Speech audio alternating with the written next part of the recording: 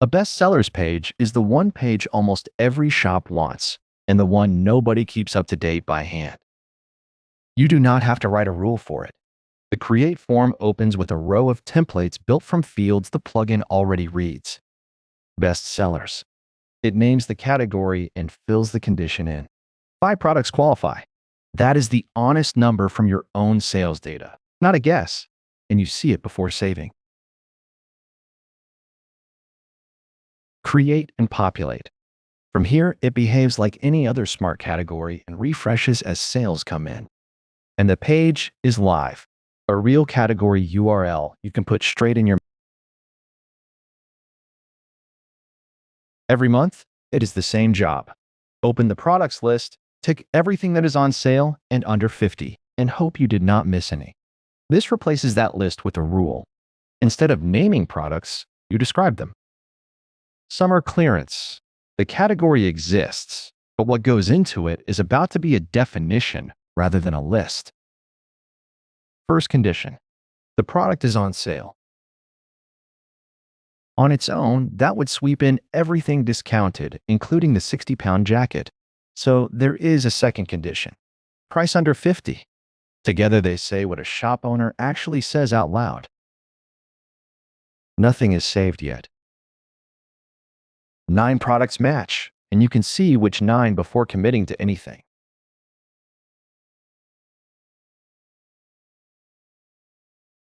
Create and populate.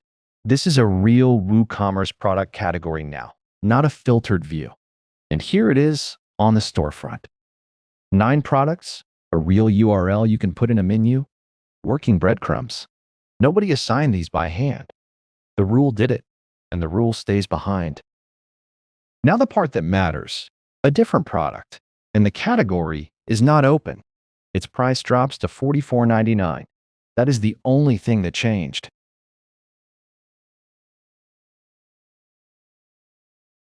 Back on the category page, 10 products. The bag walked. This category is defined by a rule, and 10 products match it. The question everybody asks before switching to rules is this one. If I add a product by hand, will the engine delete it the next time it runs? Here is a jacket that does not match. It is not on sale, and it is $80, so no rule would ever choose it. I tick the category by hand, the normal WooCommerce way, and update the product. 11 products now. 10. The rule chose, plus the one I picked myself.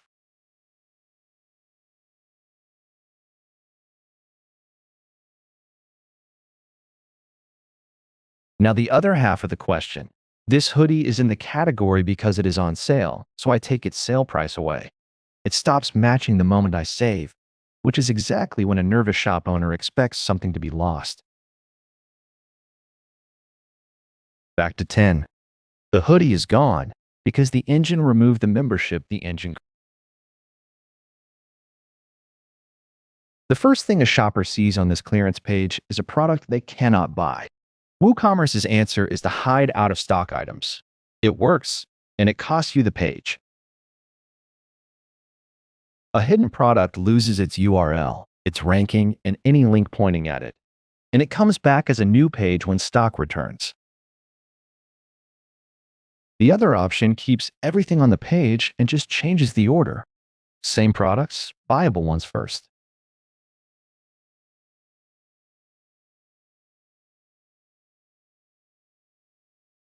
The page is defined the usual way, on sale and under 50. And this is the setting that matters. Out-of-stock products. Pushed to the end. Not hidden, not removed. Last. It applies to this category shop page only, so the rest of the store keeps whatever ordering you already chose.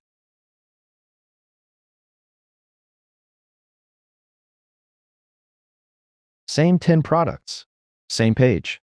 Every buyable one is now above every sold out one, and the sold out 4 are at the bottom. This page holds 10 products in 6 different colors, all mixed together. A shopper looking for a black one has to hunt. People search for a black hoodie, not for hoodies. A page per color built by hand never stays current. The products already carry the color as an attribute, so the structure can be built from what is there. 6 subcategories will be created. 18 empty ones are skipped. Nothing exists yet. This is the plan. Generate. Each one is a genuine WooCommerce product category with its own rule, not a filtered view.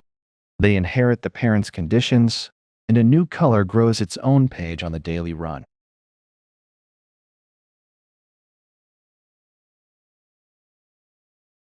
And this is black clearance rail on the storefront, its own URL, its own breadcrumb, and only the black products. That is smart categories for WooCommerce. The free plugin is on WordPress.org. The Pro add-on and the full documentation are on aaronlabs.net, and both links are in the description.